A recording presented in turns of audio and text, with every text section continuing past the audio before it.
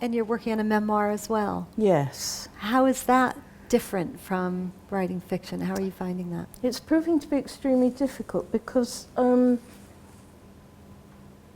think when you start out as a writer and people ask you if your work's autobiographical, you say no because you don't think it is. And that, the older you get, the more you realise that everything is autobiographical.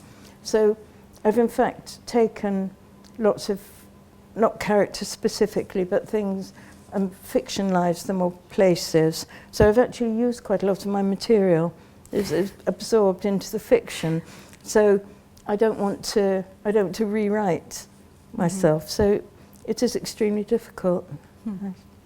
And also, it takes you back down memory lane, so you're confronted all the time with memories. So it's psychologically, it's very difficult, as well as physically. Is it easier or harder, easy or harder to work with sort of real things that have happened, or do you prefer to simply invent them from air? Well, that's what I mean. I mean, yes, lots of things one does completely invent from air, and some things you don't. So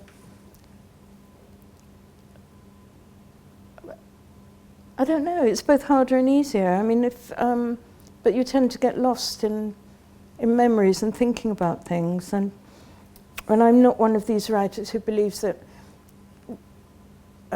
a person, just because he or she is a writer, is entitled to take any material from the family, which could be somebody else's story, and just write it down and say, well, tough, I'm a writer.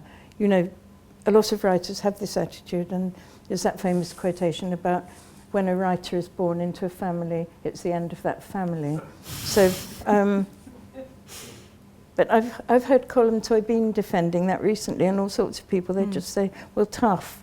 You know, I'm a writer, I have a right to cannibalise your story or your life. And, you know, I think if there are things that people would rather you didn't write about, you have to be very careful. You don't have a divine right.